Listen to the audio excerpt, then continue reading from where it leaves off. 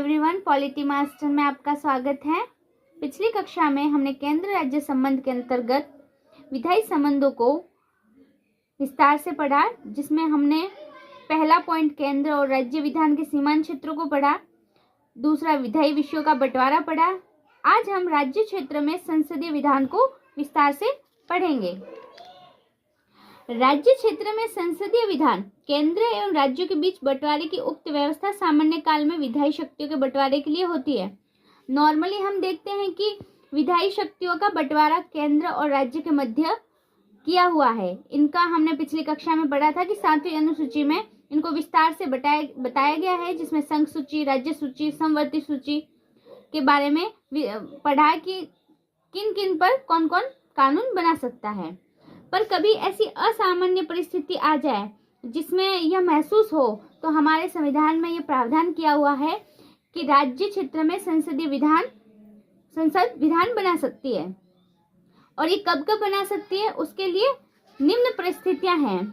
सबसे पहले, जब राज्यपाल एक प्रस्ताव पारित कर दे, यानी राज्यसभा ये घोषणा कर दे कि राष्ट्र हित में यह आवश्यक है कि संसद राज्य के लिए कोई कानून बनाए, तब संसद इस मसले पर कानून बनाने के लिए सक्षम हो जाएगी। इस तरह के किसी प्रावधान को उपस्थित सदस्यों में 2/3 का समर्थन मिलना चाहिए। यह प्रस्ताव 1 वर्ष तक प्रभावी रहेगा।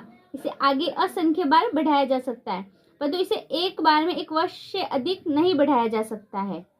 यह व्यवस्था राज्य विधानमंडल को समान मुद्दे पर कानून बनाने से नहीं रोकती है, लेकिन राज्य कानून एवं संसदीय कानून के बीच असहमति के मसले के बाद की व्यवस्था मान्य होगी।